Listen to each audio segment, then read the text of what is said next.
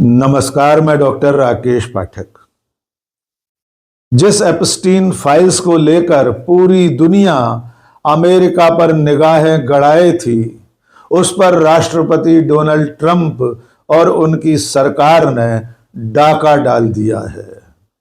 19 दिसंबर को अमेरिका में Epstein files के हजारों तस्वीरें और डॉक्यूमेंट्स जारी होने वाले थे, लेकिन जब ये डॉक्यूमेंट्स और तस्वीरें सामने आईं तो दुनिया एक तरह से ठगी रह गई, क्योंकि ट्रंप की सरकार और उनके न्याय विभाग ने सिर्फ 1% से भी कम फोटो और डॉक्यूमेंट्स रिलीज किए हैं।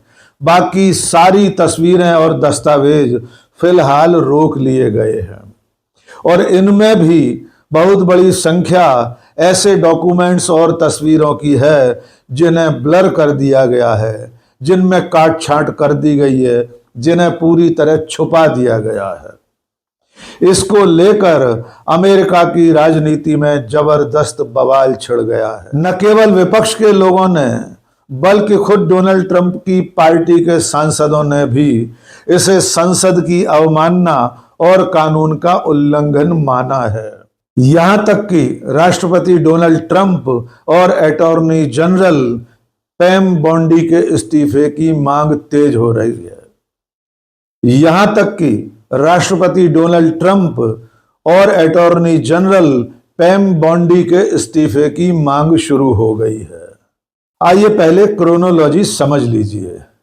आपको याद होगा कि एप्स्टीन फाइल्स को लेकर चले लंबे बवाल के बाद ट्रंप की सरकार ने एक कानून बनाया था जिसका नाम है एप्स्टीन फाइल्स ट्रांसपेरेंसी एक्ट।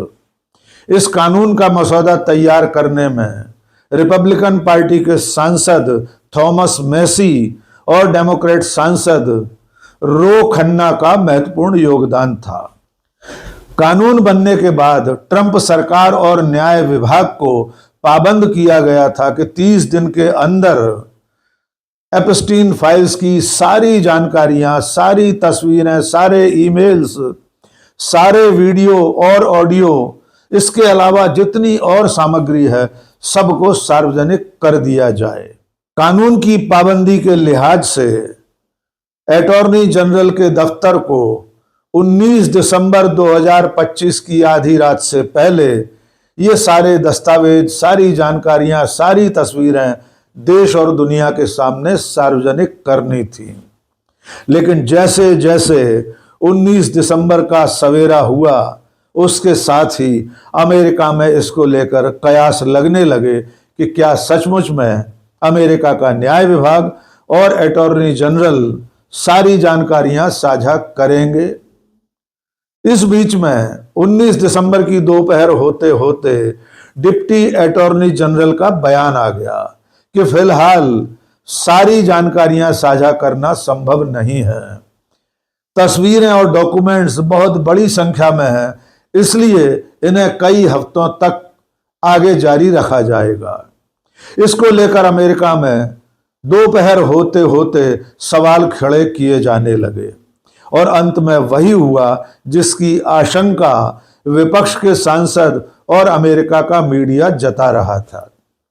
जब एप्स्टीन फाइल्स अटॉर्नी जनरल की तरफ से न्याय विभाग की वेबसाइट पर रिलीज की गई, तो उसमें ऐसा कुछ छुपा लिया गया जो राष्ट्रपति डोनाल्ड ट्रंप और उनके दोस्तों के लिए असुविधाजनक हो सकता था। पहले दावा किया गया था कि एप्स्टीन फाइल्स की कुल सामग्री 300 GB की है, यानी 300 गीगाबाइट्स। इस बात का खुलासा FBI के चीफ काश पटेल ने भी किया था। काश पटेल ने कहा था कि एप्स्टीन फाइल्स का सारा जखीरा कुल मिलाकर करीब करीब 300 GB का है, लेकिन कल जिस वक्त न्याय विभाग ने ये सारा मसौदा साझा किया, उसे सार्वजनिक किया, तब वो पूरी सामग्री कुल मिलाकर 2.5 GB से अधिक नहीं है। यानी जो बताया गया था उसका 1% से भी कम दुनिया के सामने रखा गया है। और जैसे ही ये आंकड़ा सामने आया कि 300 GB में से सिर्फ 2.5 जीबी सामग्री ही सार्वजनिक की गई है, वैसे ही इस कानून का मसौदा तैयार करने वाले दोनों कांग्रेसमैन थॉमस मैसी और रो खन्ना सामने आए। रो खन्ना ने बयान जारी किया है कि वे और थॉमस मैसी ट्रंप सरकार की इस हरकत के खिलाफ कानूनी कार्रवाई पर विचार कर रहे हैं। रो खन्ना ने कहा कि डोनाल्ड ट्रंप और उनकी सरकार के इशारे पर न्याय विभाग और अटॉर्नी जनरल ने जो जानकारियां छुपा ली हैं, उनमें डोनाल्ड ट्रंप के खासम खास बड़े बड़े राजनेता और बड़े बड़े खरबपति अरबपति शामिल हैं। उन्हें बचाने के लिए ही डोनाल्ड ट्रंप की सरकार ने ये हरकत की है। Department's document dump this afternoon does not comply with Thomas Massie and my Epstein Transparency Act. They released one document from a New York grand jury of 119 pages, totally blacked out. This despite a federal judge ordering them to release that document. And our law requires them to explain redactions. There's not a single explanation for why that entire document was redacted.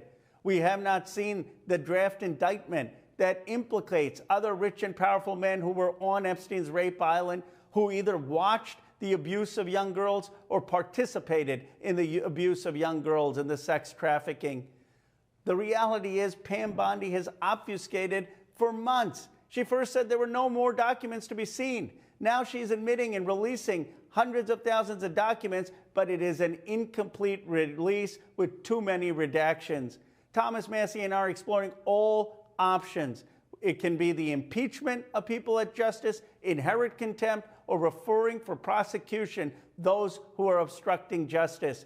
We will work with the survivors to demand the full release of these files, to demand justice for the Epstein class and accountability. इसके अलावा जो सामग्री, जो जानकारी release की गई है, उसमें कम से कम 119 पन्ने ऐसे हैं जिनमें कुछ भी दिखाई नहीं दे रहा। वे पूरी तरह काले हैं या ब्लैंक हैं। आप उसकी तस्वीर स्क्रीन पर देख सकते हैं। इन तस्वीरों में किसी को कुछ भी दिखाई नहीं दे रहा, जबकि कानूनन सारी जानकारियां सार्वजनिक किया जाना अनिवार्य था। अब इस कानून में जो प्रावधान थे, बहुत संक्षेप में उन्हें भी जान लीजिए। उसके बाद आप समझ पाएंगे कि डोनाल्ड ट्रंप और उनकी सरकार ने किस तरह इस कानून को धता बताते हुए एप्स्टीन फाइल्स पर डाका डाला है।